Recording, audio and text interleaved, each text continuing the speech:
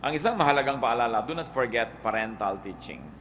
Kahit ano pang sabihin natin, kahit mas marami pang anak ngayon ng mas maraming technical or academic education than their parents, iba pa rin talaga ang turo ng magulang. Proverbs 6:20, "My son, keep your father's commands, and do not forsake your mother's teachings." For one, parental love is probably the purest love, and therefore, parental teaching is probably the purest in intentions. May mga nagtuturo sa atin pero para lang tayo i-manipulate. May nagtuturo sa atin para matrain tayo na maging spare part ng machinery ng kanilang kumpanya. Kaya ka tinetrain. May nagtuturo sa inyo ng mga bagay-bagay para pakinabangan at ma-employ, pero ang itinuturo ng magulang para talaga sa ikabubuti ng anak. Nakakalungkot lang na kuminsan marami ng pagkakamali at nagkaedad na ang tao bago niya maisip na tama pala si nanay, tama pala si tatay. So bago pa tayo dumating sa ganung realization, made wiser by the pains that we go through, tandaan na lang natin ang sabi ng Proverbs, do not forget parental teaching. Pag gagawa tayo ng mga desisyon, lagi mong isipin, ano ang sasabihin ng nanay ko o ng tatay ko kung malaman niya itong gagawin ko? Anong payo ang ibibigay niya? Magkamali man kung minsan ang payo ang magulang, there is definitely no mistake in the intention. And the intention is always for our upliftment, for our betterment, for our well-being. At dahil lang doon, we should honor parental advice. Napakaraming tao na pahamak dahil lang nilimot yung parental teaching. Ang sinabi dito, do not forget. Ibig sabihin, alam mo na yung teaching ng magulang mo. Huwag mo lang kalimutan. Iba talaga yung perspective na ibinibigay ng edad, yung perspective na ibinibigay ng pagdaan ng panahon. And when this is filtered through remembrance and very specially interpreted to help you, it is going to be good for you. Another proverb, no, is do not neglect sound judgment. Do not abandon sound judgment. Again, the presumption is you know what sound judgment is. You know what good and bad are. Ano alam mo pinakaiba nun? Nasabi, huwag mong kakalimutan yung tamang pag-iisip. Alam naman natin kung anong tama. Alam natin kung anong tamang pag-iisip. Kung bakit pinipili lang ng marami sa atin yung maling paraan ng pag-iisip, yung maling landas na tatahakin, samantalang alam na alam natin kung ano ang tama at mali. Seldom are we going to be surprised, yung pala ang tama, ito pala yung mali. That's very seldom. Most of the time, we really know what is good and what is bad, but we just neglect sound judgment. Minsan sinasadya natin huwag maging maingat, nagiging padalos-dalos, nagiging careless. Sabi sa Proverbs 3:21, "My son, preserve sound judgment and discernment.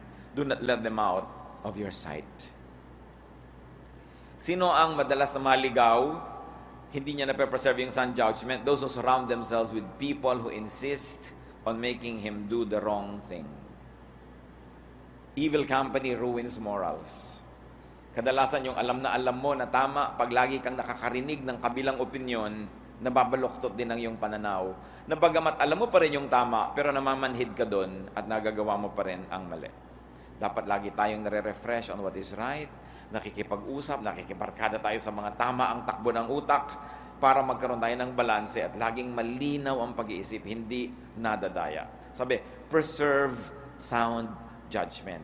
It means that sound judgment, even though you know it, may be forgotten, may be neglected. We have to keep on preserving that. Ngayon, hindi na lagi sa mga pelikula that crime does not pay. Marami na ngayon ng mga istorya, yung storyline nila, crime pays. Sa postmodernism, wala na mga absolutes, wala nang tama at mali. Kung ano na lang naisip mo, yun ang pwedeng mangyari. Dapat bantayan din natin ang mga sarili natin sa panonood ng mga pelikula, pagbabasa ng literature, na masyadong postmodern yung approach. Kasi marami na dyan na crime pays. Mapapansin nyo yan, nung araw, walang criminal story o walang story na may mga bad people who are not punished in the end. But right now, pwedeng ipakita na, see, for being bad, these people are having a vacation in the Caribbean. Kaya lalagyan natin dapat bantayan yon. Sabi, preserve sound judgment. You have to fight for it because the world system will want it taken away from you. Another proverb, no, to have a good godly life is that do not resent, do not reject godly correction. Yung una, pinapreserve mo yung good judgment para hindi ka gagawa ng mali. Pero just in case nakagawa ka na ng mali, huwag mong tanggihan, huwag mong kainisan, huwag mong layuan yung nagtutuwid at yung pagtutuwid sa iyo. Do not reject godly restriction or justice. Proverbs 3:11-12. My son, do not despise the Lord's discipline, and do not resent His rebuke, because the Lord disciplines those He loves, as a father the son He delights in. Huwag daw sumama ang loob kung itinutuwid. Huwag sumama ang loob kung ang mga liku nating gawa ay hindi binibigyan ng premyo at nagkakaroon pa nga ito ng parusa. Sapagkat ano mangyayari sa atin kung yung mga kamalian natin biglang may mga rewards? Mawiwili tayo sa paggawa ng mali, hindi natin malalaman na lumayo na pala tayo ng lumayo sa tama. At dito din merong definition ng good parenthood and good parenting. Mahal mo ang anak mo, dapat mong disiplinahin. Discipline only says that you must reward good behavior and punish bad behavior. At nang sa ganoon, sa formative years, lalo na ng mga bata, matanim sa kanila kung ano ang tama at mali. Kadalasan, pag naitanim na ng malinaw, malalim, matibay sa isang isip kung anong tama at mali, kahit tumanda na siya, magkaedad na siya, hindi mo na ulit-ulitin yung lesson, alam na niya ang tama at mali. At yun man ay sinusuway niya, alam niyang may sinusuway siya na pamantayan ng tama at mali. Huwag tayo nagtatampo sa Diyos. Kadalasan, meron tayong mga hindi natatanggap, nagtatampo tayo sa Diyos. Dapat nating isipin, itinutuwid siguro ako ng Diyos. May mga gusto akong mali. May mga gusto akong hindi bagay sa akin. May mga ginawa akong hindi tama. Sabi, do not despise the Lord's discipline. Pwede ka bang lumaban sa Diyos at pwede ka bang magtagumpay na nagtatampo ka sa Diyos? Dapat nating tanggapin ng maluwag sa dibdib kung tayo itinutuwid at lahat ng pagtutuwid ay masakit. Kung minsan alam mo, you got into a very wrong love affair, tapos hindi nag-click yan, hindi nag-flourish, ang hirap na hirap ngayon yung buhay mo, nagtatampo ka sa Diyos, sa buhay, but you must be happy that you are being corrected from an otherwise more horrible situation that could befall you if you insisted on taking a wrong turn and taking the wrong road. Another no-no sa Proverbs. Kung makikita natin, wala naman talagang theme yung Proverbs kasi collection yan ng maraming wisdom. Bawat isang sentence dyan, isang leksyon na eh. Kaya napakasarap pag-aralan. At hindi yung isang lesson lang, isang theme. Kung saan kadalhin ng Proverbs, yun ang lesson mo. Kasi gano'n naman talaga ang buhay. May theme ba ang buhay? Meron bang theme na pwede mangyari sa isang araw, sa isang linggo, sa isang buwan? Random ang mga bagay. Hindi laging ayos. At gano'n ang tunay na buhay. Tulad din ng Proverbs. Do not envy wrongdoers. Sasabihin niyo, obvious naman lahat ang pinag-aaralan natin. Siyempre, talagang obvious. Wala namang bago eh. Sinabi ni Solomon, there is nothing new under the sun. But the point is, are you finding new applications to what you already and previously know? Nakakakita ka naman ng bagong mga kahulugan ito, bagamat dati na alam ang mga ganitong bagay. Proverbs 23:17, do not let your heart envy sinners. Parang madali namang sabihin, siyempre. Pero madalas nalilibang tayo na natutokso tayong mainggit sa gumagawa ng mali. Minsan natutokso tayo sa yumayaman bigla kahit mali ang kanyang pamamaraan. Natutokso tayong mainggit doon sa may mga shortcuts na ginagawa sa buhay, tapos parang nagkaroon sila ng instant reward and gratification. Merong kinakainggitan tayo na gumawa ng mali, favoritism, mga cheating, tapos napopromote sila. Sabi sa Bible, do not envy sinners. Alam ng Diyos yan. At kung minsan, hindi natin alam, napaparusahan na pala yung gumagawa ng mali. Although, sa ibabaw, sa pang-ibabaw, akala mo ang sarap ng buhay nila, yung pala may mga kaparusahan ang nangyayari. At kung minsan naman, akala natin, dehadong-dehado tayo dahil tayo yung gumagawa ng tama, hindi pala natin alam na may mga blessing na ibinibigay sa atin ng Diyos. Hindi naman kasi kailangan laging nakikita yung blessing. Lalo pa nga tayo mga tao, limitado naman ang kaya nating makita. Kadalasan, ang nakikita lang natin, yung tinititigan natin at yung gusto nating makita. Pero sinabi yan ang salita ng Diyos, kaya manalig ka na hindi dapat kinaiinggitan ang gumagawa ng mali. Kahit sinasabi ng isip mo, sinasabi ng mata mo, sinasabi ng karanasan mo, nakainggit-inggit sila. Sabi ng Word of God, hindi. Hindi ka dapat matukso kahit kailan na managhili sa mga gumagawa ng masama. Isa pa na no sa Proverbs, do not yield to evildoers' invitations. Ang mga gumagawa ng mali, ng mga gumagawa ng masama, hindi kontentong sila lang ang gumagawa. Laging gusto nilang may kasama. Lagi silang nag-iimbita. Yung mga nag-drugs, hindi yan kontento mag-drugs mag-isa. Laging yayayain ang mga kaibigan. Kadalasan yung mga nambababae, hindi kontentong mambabae nila sila mag-isa. Kahit sila may asawa, yayayain pa yung mga kumpare nila, mga kaibigan nila. Yung mga gumagawa ng mga hindi tama, usually they love company. Ang daming paalala sa Proverbs na huwag papayag na madala ng gumagawa ng mali. Proverbs 1:10, if sinners entice you, do not give in to them. In Proverbs 1:15, my son, do not go along with them. Do not set foot on their paths. Yung mga gustong mag-casino, gusto niyan laging may kasama. Yung mga gustong magsugal, gusto niyan may mga kabarkada. Yung mga gustong gumawa ng mga kung ano-anong mga krimen, lagi sila magsasama ng mga kung sino-sino. Kaya sabi, huwag kang papayag. Piliin mo kung sino ang merong access sa iyong tenga, sapagkat yung may access sa iyong tenga, pwedeng makapagyaya sa iyo. Pinakinggan ninyo ang mga magulang na mga napahamak na mga anak, wala naman sinisisi kundi kabarkada ng mga anak nila eh. Sasabihin kasi napabarkada yung anak ko, niyaya sa masama. Yun din naman siyempre yung kabilang magulang doon, sasabihin din, napabarkada kasi yung anak ko, niyaya sa masama. Nagkakayayaan kasi.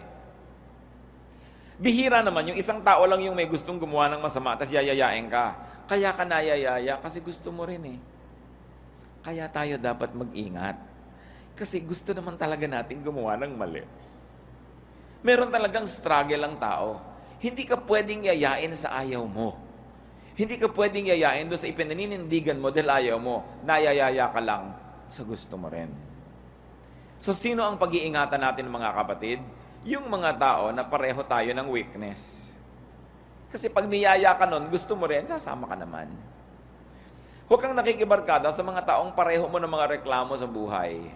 Mga ginang-ginang, nagre-reklamo tungkol sa kanilang husbands, re-reklamo, sasama sa mga ginang-ginang na reklamador din. Mami, ako ano na namang mahimala ang ginagawa ng mga ginang na to pag magkakasama, dahil nagkakakonsintihan na rin sila because they empathize with one another.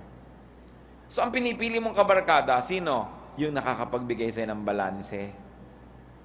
Hindi naman lagi, pero yung nagno-no sa'yo. Yung niyayaya mo sa konsansi, hoy, hindi natin dapat ginagawa yan. Yung may reklamo ka tungkol sa iyong magulang, tapos yung kaibigan mo, di naman, okay naman yung magulang mo, nakikita ko naman, may ginagawa din silang tama. Pero tayo mga tao ay tamad. Ang gusto natin, lagi natin kasama yung kakampi natin. Ang lagi natin kausap, yung sang-ayon sa atin, payag agad sa ating mga sumbong. Pero alam yung danger nun?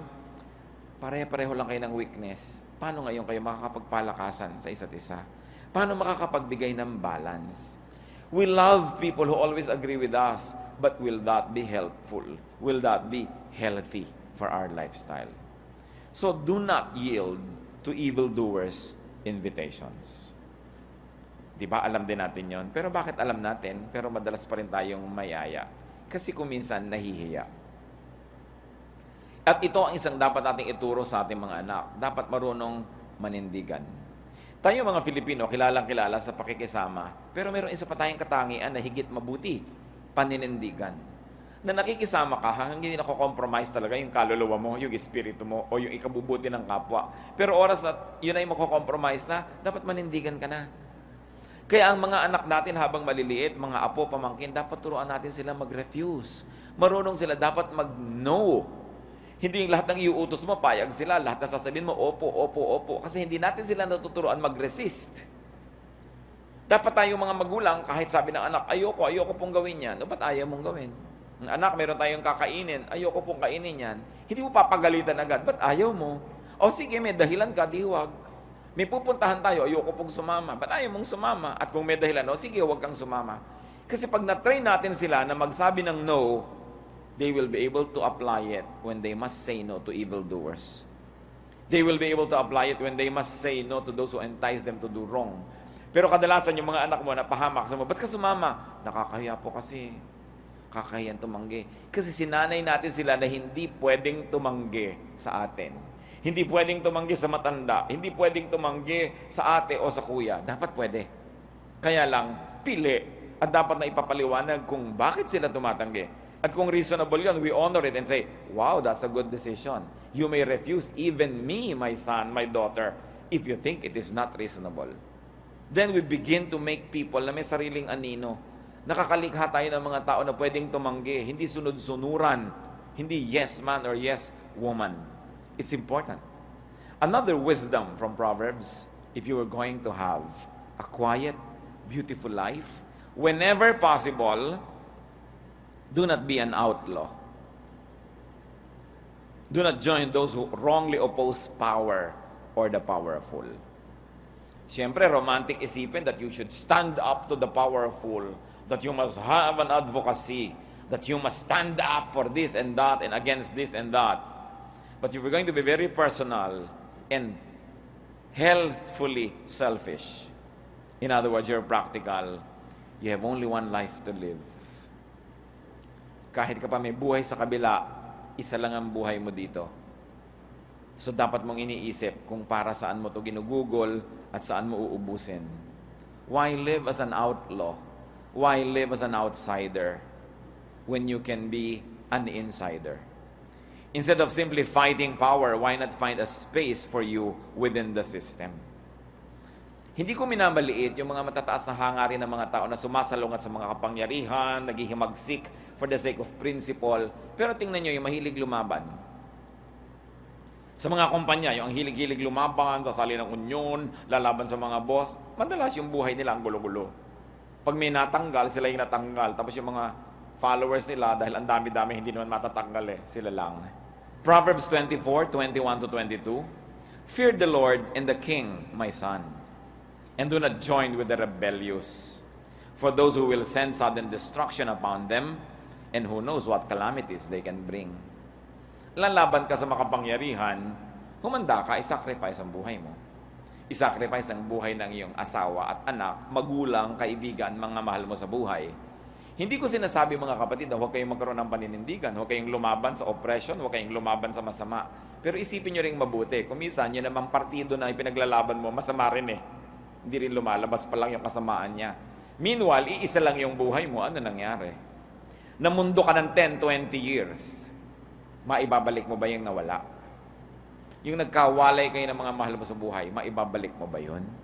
Kaya nakikita nyo, pati yung mga digmaan na sinasalihan ng mga bansa, usually vanity lang ng mga hari ang mga digmaan, failure of diplomacy. I remember one poem by J.D. Drilon Jr. who was a veteran in the Korean War, na minsan nasa mga dugout sila, nasa mga hukay-hukay sila para hindi tamaan ng mga bala, foxholes. Sabi niya, we are at war because elsewhere our leaders failed to make the peace. And it's true. Many lives are just used as pawns in cruel chess games played by kings. Kaya kung mahilig ka sa ideology, na-convert ka sa ganung ideology, lalabanan mo ngayon yung kabilang partido, naubos ang buong buhay mo, it's an unsung life, uncelebrated life. Meanwhile, it's your only life. So isipin mo kung kanino mo itinatalaga ang iyong buhay.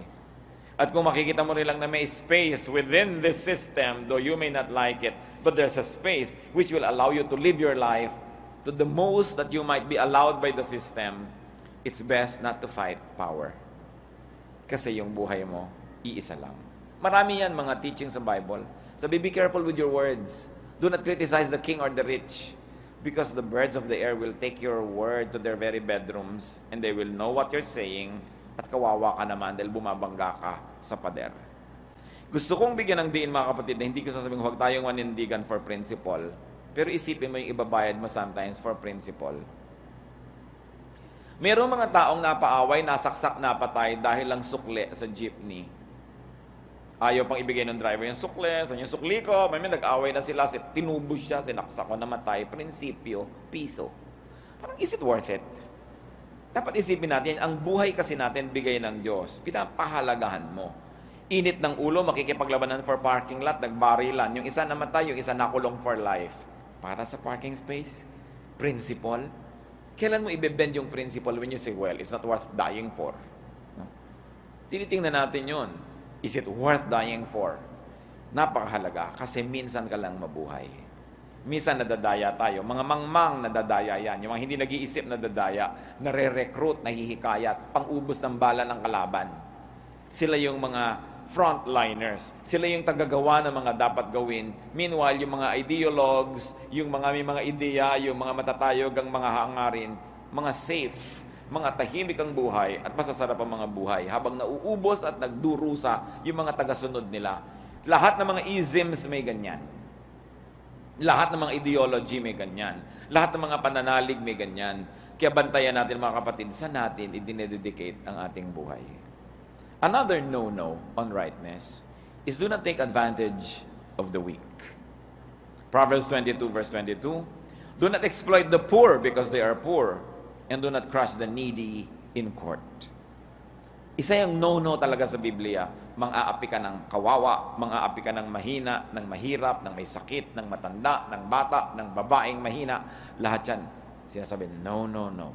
Do not do that. Because God is on the side of the weak. It is not always apparent that He is. It doesn't always show. But the Bible tells us that God has a soft spot in His heart for the weak. Kaya ang ginagawa natin para sa mga mahihirap, sa mga mahihina, sa mga walang kalaban-laban, inaari ng Diyos na ginawa natin sa Kanya. So kung ginawa natin ng mabuti ang mga taong ito, ang Diyos ang nagsusukli. At kung ginagawa natin ng masama ang mga mahihirap, mga kawawa, mahihina, ang Diyos ang naniningil sa atin. Minsan pa, hindi naman laging obvious na nasisingilan tayo. Pero sabi sa Bible, sinisingilan ka. Nadaramdaman mo man o nalalaman o hindi, nasisingilan ka. God's justice is always at work. At huwag nating i-provoke yung galit ng Diyos. Ang kapangyarihan na ipinahihiram ng Diyos para ating kupkupin ang mga kawawa at mahihina. Hindi ito ibinibigay forever para lang palakasin natin at pasarapin ang ating buhay. Ito ay pahiram. There's always a responsibility that goes with power or influence. Pag naging supervisor ka, naging manager, naging executive, naging may-ari ng kumpanya, meron kang pananagutan dun sa maliliit at meron kang pananagutan sa Diyos na siyang nagpapahiram ng kapangyarihan. So do not take advantage of the weak. Isa pa sa mga weak, yung nagmamahal sa'yo. Yung alam na alam mong mahal na mahal ka, kahit sabihin mong tumalon ka sa building, tatalon, ang dami ko nakikitang pang-aabuso niyan. Bakit nyo pagsasamantalahan at kakawain nyo nagmamahal sa inyo? Hindi ba dapat gantimpalaan nyo pa ngayon? Dapat nyo suklian ng pagmamahal? Pero ang dami ko nakikita kahit mga asawa, abusong-abuso dahil alam nilang mahal na mahal sila. Hindi kanya ng pagsukli sa pagmamahal. Dapat suklian mo ng pag-ibig din. So do not take advantage of the weak. And finally, last for tonight, no from Proverbs. Do not outshine great people. Do not claim equality with the great. Do not social climb, unsettle, and threaten the powerful. Huwag ninyong pagseselosin ang makapangyarihan dahil marami siyang magagawa para kasirain. Huwag papanibughuin, huwag bibigyan ng insecurity because the powerful can do many things against you. Proverbs 25, 6-7. Do not exalt yourself in the king's presence. Do not claim a place among great men. It is better for him to say to you, "Come up here," than for him to humiliate you before a noble man. So, magdahan-dahan. Huwag masyadong makipag-chami-chami sa mga matatasang ranggo dahil baka mapahiya ka. Huwag magmamagaling in the presence of great people dahil pag na-insecure sila sa'yo, lagot ka. Kung ikaw ay isang empleyado, tapos meron kang ideya, meron kang supervisor, tapos may mas mataas kesa sa kanya, tapos nagmamagaling ka dito, papatayin ka nito. Kawawa ka naman. Lumagay ka sa lugar.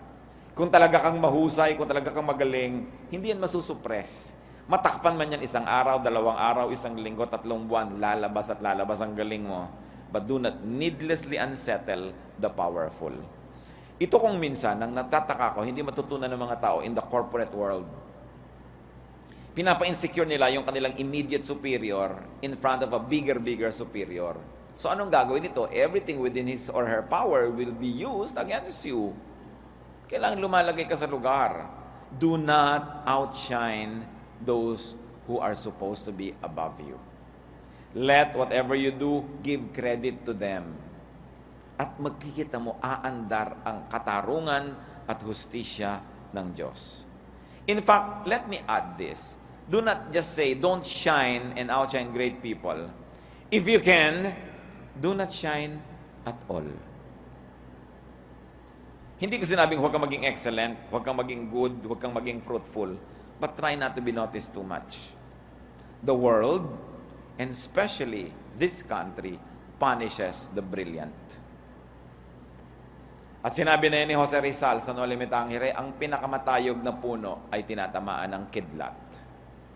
Gusto mong magkaroon ng tahimik na buhay, sikapin mong huwag maging number one.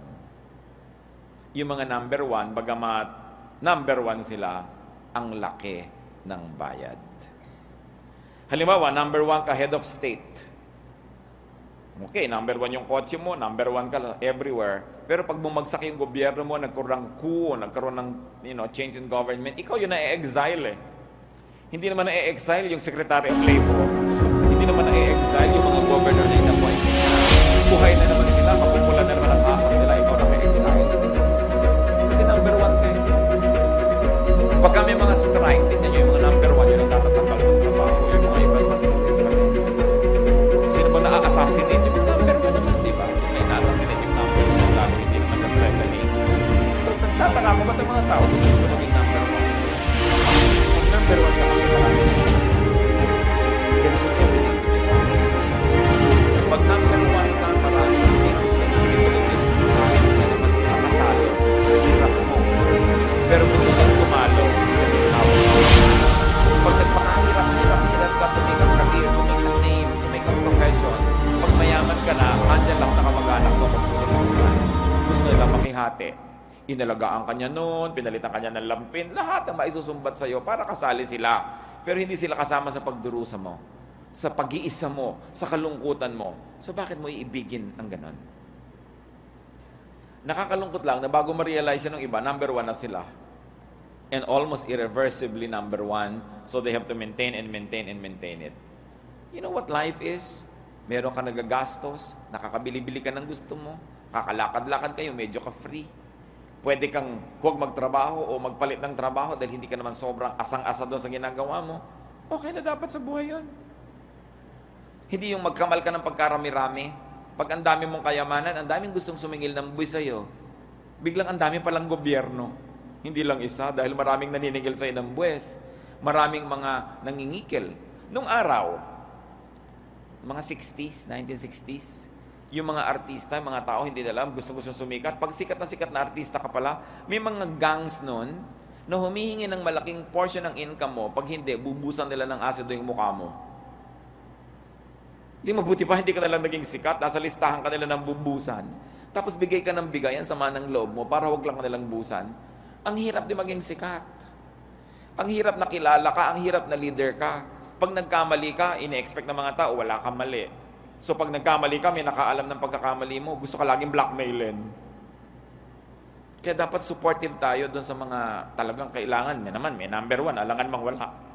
Hindi naman pwedeng wala kang leader, hindi naman pwedeng walang number one, pero we must be supportive because there are many people who like to destroy them. There are many people who like to see them fail. But when our leaders fail, when the number ones fail, we go down with them because there's a bit of us that will also suffer. Dapat nating inuunawa ang ganitong bagay. At yung mga hindi sikat, pasalamat kayo. Kung hindi nyo kailangan ng bodyguard, pasalamat kayo. Kung hindi nyo kailangan ng publicist dahil laging may naninira sa inyo, pasalamat kayo. Huwag kainggitan yung mga taong nangangailangan nun. Dahil hindi lang natin alam kung anong mga hirap, kung anong mga bayad ang kailangan nilang gawin dahil sila'y number one. So, you want a quiet life? Settle for 2 or 3 or 4. Shine in your work. Be excellent. But try not to shine everywhere else. Lalong-lalo yung kilala ka, sikat ka. Ang mga tao kasi maiinggit sa'yo. At pag naiinggit sa'yo ang tao, wala silang iisipin kundi paano ka sisirain. When we talk about rightness, it doesn't always talk about morality or the opposite of wrongness. Pinag-uusapan lang dito yung pinakamagandang paraan para mamuhay. At kung gusto natin ang paraan para mamuhay, read the Proverbs. Read Ecclesiastes. Talagang ang galing ng mga katuroan nila. Yung mga karunungan na inipon ng matagal, pagkatapos na preserve because they are true. Kaya dapat nating pakinabangan lagi yan. Huwag niyong kakalimutan to read the Proverbs at laging magbasa niyan. Maging ang sarili nating Proverbs, yung wala sa Bible, Proverbs ng Filipino nation, ang gagaling din ng mga katuroan na pwedeng-pwedeng maging pamantayan sa buhay. Life is a gift. It must be engaged. It must be enjoyed. It must be celebrated. So, we must not expend needless energy for other pursuits. Pag nakinig tayo sa Proverbs, dadami ang ating kaligayahan, liliit ang ating mga needless worries, magkakaroon tayo ng mas malaking space sa ating puso para purihin ang Diyos at maging mabuti sa ating kapwa. Diyos namin, ano po ba ang katuroan na nais niyong baunin namin? Marami ko yung pinag-aralan na verses. Lord, kung makikinabang kami ngayon sa isa lang man lang o dalawa, sulit na sulit ang pagpunta namin. Ituro mo sa amin, Panginoon, kung ano mga dapat naming hindi gawin at mga dapat gawin bilang tamang tugon sa aming pag-aaral ngayon. We learn from the Proverbs and we know, Lord, that your word is wonderful, it is perfect, so teach us how to apply this in our lives. Magbulay-bulay tayo mga kapatid, isipin natin, ano nga ba ang dapat nating reaksyon